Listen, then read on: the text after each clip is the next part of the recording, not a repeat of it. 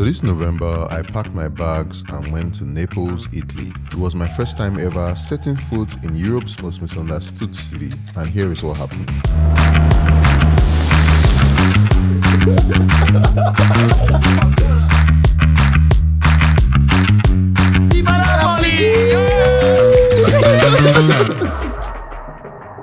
But before we get into all of that, I feel like I should give you guys a little bit of context. If you've been following my journey, you know a while ago I completed my move from Lagos, Nigeria to Lisbon, Portugal. Moving countries has been one of the most exciting things I've ever done, but it's also been one of the hardest. I left everything familiar behind, my people, my routines, my entire sense of home to start over somewhere new. Now, don't get me wrong, I've been enjoying the calmness, great weather, and I'm also learning to appreciate the slower pace of life. However, I've struggled with finding my people and community in this part of the world, and it's been a lot harder than I thought. So I decided to try something new, explore a new country for the first time with a stranger. Got a good thing coming, and it's all I need. Naples is the third largest city in Italy after Rome and Milan, with around 1 million people, and is known as a place filled with endless stories. Some have referred to it as one of the most dangerous cities in Europe. Ready with me as I go on a date in the most dangerous city in the world. And that city is Naples. While others talk about it being a place where people are warm, generous, and have a sense of community. My goal was to spend 48 hours in this city to find out what the truth really was. One thing I love about living in Portugal or Europe in general is how close everything is. It blows my mind how easy it is to hop on a flight and land in a completely different country in just a couple of hours for a minimal fee. So I just landed in Barcelona, and what I need to do now is to find out where this guy is. A few weeks before this trip, I reached out to Kofi, a subscriber who is also a travel content creator. Kofi is Ghanaian but grew up in Belgium, and like me, he's also had a lot of difficulty navigating what it means to live in Europe as an African. When I asked him if he could join me in Naples for this experience, he didn't hesitate. What's up, bro? What's good? How you doing now? What's happening? What's popping? What's popping? We had zero plans for what we would find once we arrived in Naples, so we let the journey determine that for us.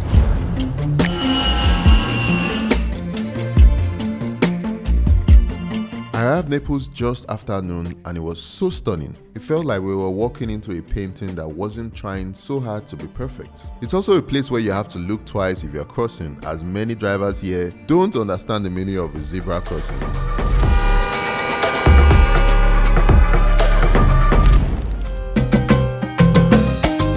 What's up, guys? It's an early morning out here in Naples, and I'm here with Kofi. What's popping? And today we're going to be exploring Naples and showing you guys what he has to offer. I'm also going to be explaining together, so stay tuned. So there's a street called Napoli, which is the longest street in Naples, and it's just right in front of us. This is the most visited area in Naples, and it was like stepping into a living, breathing history book where the past and present collide in the most amazing way. Guys, the streets here are so tiny. They have to just keep crawling through, like see somebody had to reverse before they can turn this corner. See how tiny the street is. That's one of the interesting things about Naples is the way it looks very raw. So you're walking through alleyways here, see all the buildings. Everybody just spreading their clothes outside. It's so interesting.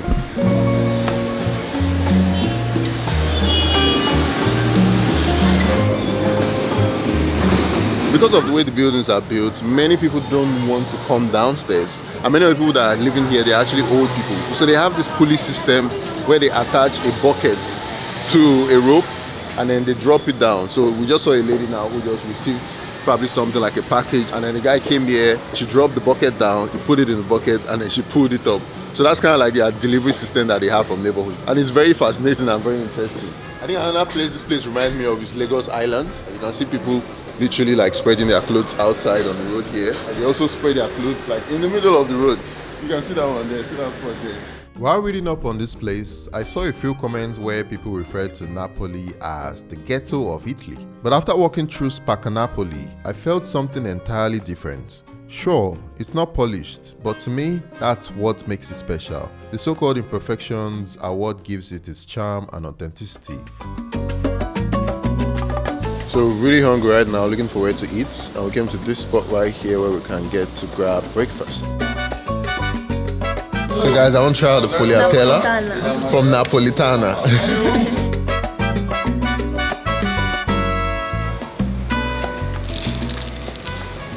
It's really hard though. Just busted out on the other side. Okay. It's a pastry. Inside some hard crusty dough of bread, and it has like the sprinkled dough on the back. But it's nice actually. Perfecto. ¿De dónde son? De dónde son? ¿De dónde son? I don't understand. Let's see. That's the problem, man. One of the problems I'm having here is communication, man.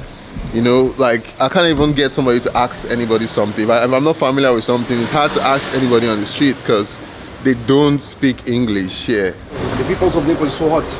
They are hot? Yeah, we are hot, so we are... Okay, you are open. Yeah. Si dice in italiano ed è differente in napoletano. When it comes to Naples, Naples is like one of the most local and like royal places that you can come to in Italy. So most people here are locals. They don't speak a single word of English at all.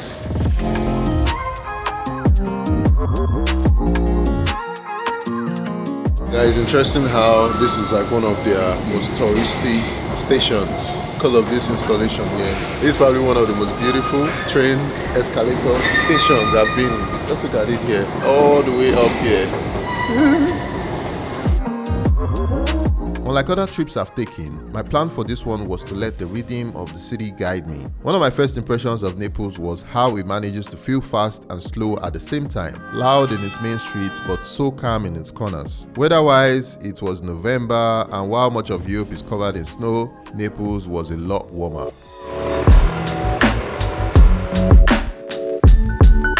So this is one of the most popular spots in Naples. This is a place dedicated to honor Diego Maradona. You can see him on the wall there.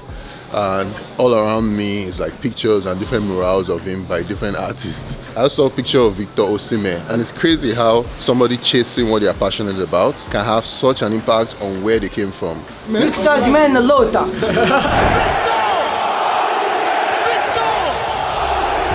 But I think here, in terms of Naples, they see Maradona as the god. Yeah, it is like a god because thanks to him, this place is better.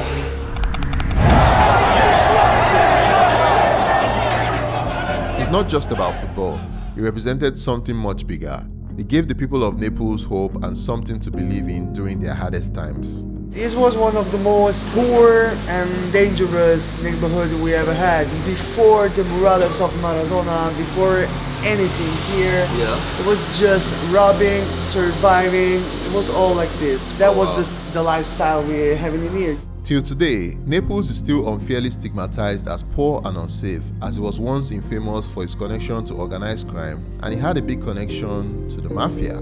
Before I came here, people were warning me that I should not come because of they said there's the mafia and all these things. No, it's dangerous. 15 years ago, okay, it's dangerous. Now it's good. Go there, Yes, it's tourist. We are actually not one of the bestest, but getting better. Thanks to the murals, thanks to Maradona. He used to come here a lot of times and help the poor, of course. Wow. So that's why they love him so much.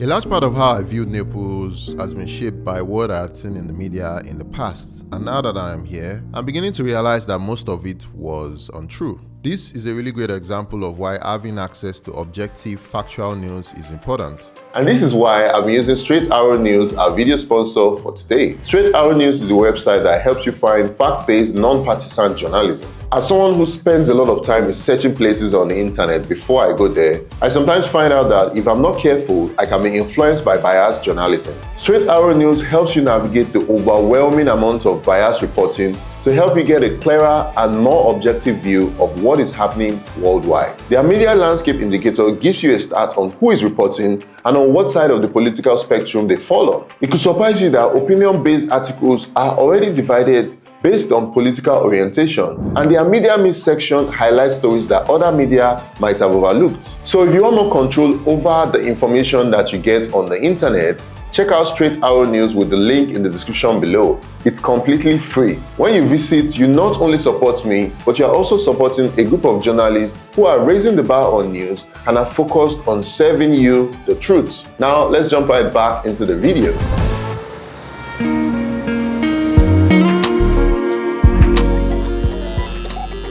So guys, we found this spot here. You can play Game Boy. We're currently playing a Game Boy now. This is Mario, one of the most popular games ever. all of this is inside here? Oh wow. And they're selling it for 10 euros, just 10 euros.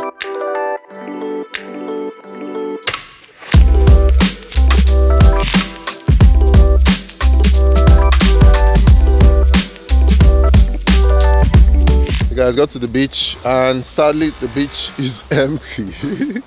Probably usually during summer is when this place will be filled up. As you can see, all the chairs here, there's no single person here. I think one, we came very early. Secondly, the sun is not out, so this is not the season where people come out. In the distance you can see the volcanoes here, this tip and this other tip. Oh, the water is actually really clear. Ooh.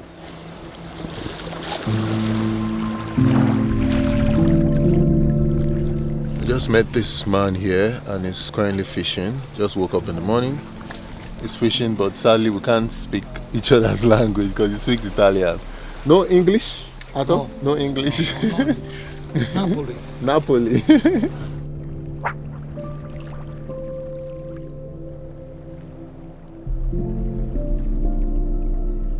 Oh, you got a fish. Oh, nice.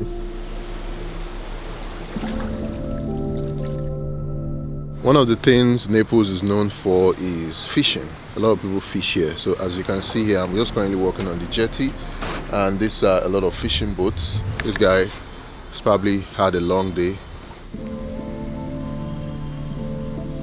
Just like the fisherman who depended on the sea, many Neapolitans rely on their crafts and trades to make a living. Whether it's tailoring, leatherwork or cooking, the people here have mastered the art of creating something extraordinary with their hands, and these trades are usually passed down for generations.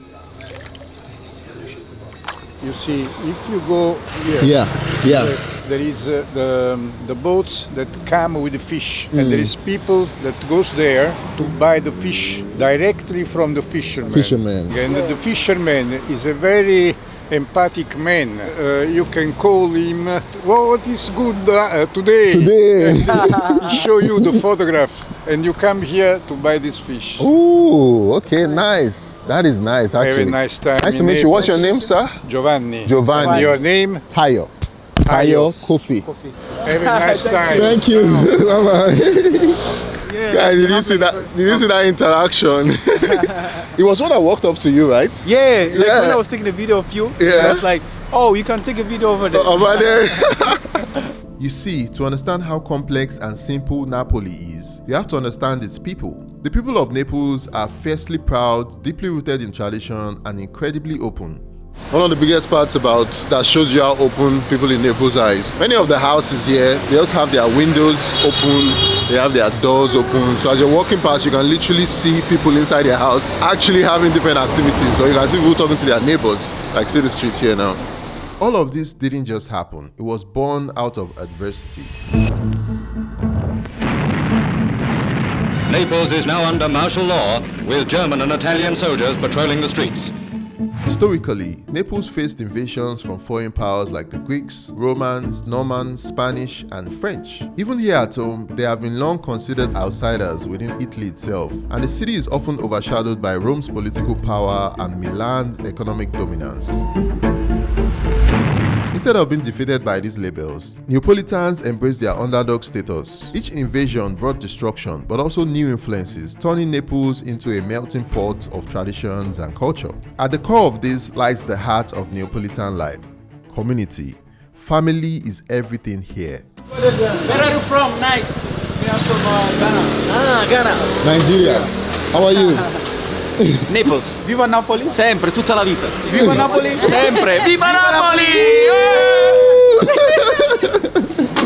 This spirit is evident in every corner of the city, even in their legendary pizza, a meal that was born out of the concept of sharing and was first known as a humble, cheap food for the poor. It made its way out of this city, and today it's celebrated as one of the world's most iconic dishes. So naturally, we had to try some. Ooh, okay, let's Thank go. you. Thank you so much. Thank you. Gracias. So guys, they've been talking about this margarita pizza for so long. Before I came here, I was just hearing about margarita pizza. And now we are about to try it. And for those of you who don't know, pizza is a very big deal here in Naples. Is it good? It's good actually. Yeah. So the tomatoes are just like freshly made. So I can still feel the life in the tomato. So let's rate it. Like, how much? I'll give this an 8. An 8. Okay. Yeah. So guys, we came into this clean here where they make pizza. I want to check out how pizza is made. And it's just about to make a fresh batch of pizza for us here that we're going to try out.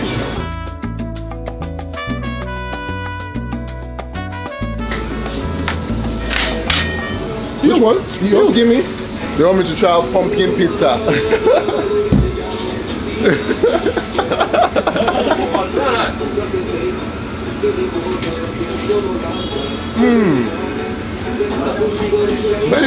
Very sweet. Do you like pizza? I love it.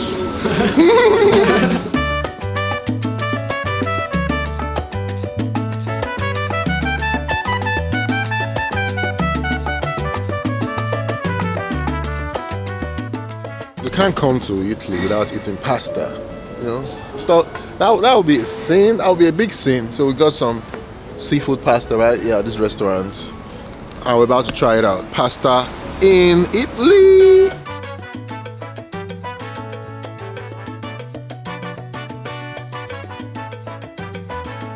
Pasta is actually really nice. Anybody who knows me knows I love pasta. I love eating pasta. Maybe in my past life I was Italian. I don't know. But yeah.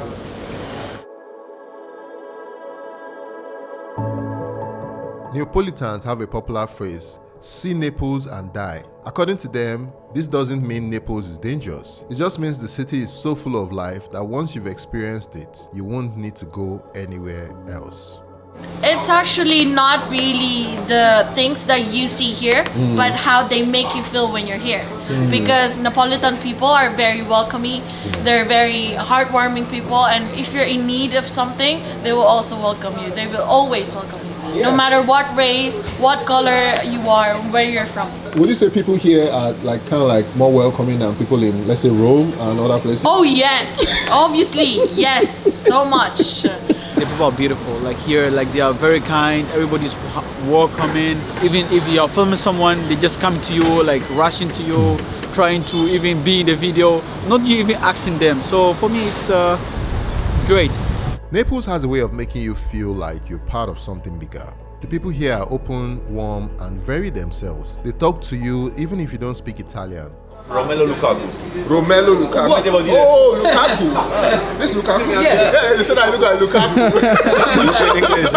It's simple. Made me think about Lagos, where I'm from, and how the community has always been a big part of my life. Moving to Portugal, I lost that for a while. As someone who lives in Portugal where I don't even speak the same language as them, it's always very hard to basically, make content or travel and do stuff because you don't have similar people who look like you or who kind of like have the same mindset. So coming on this trip for me and also telling you to also come along made the experience way much better.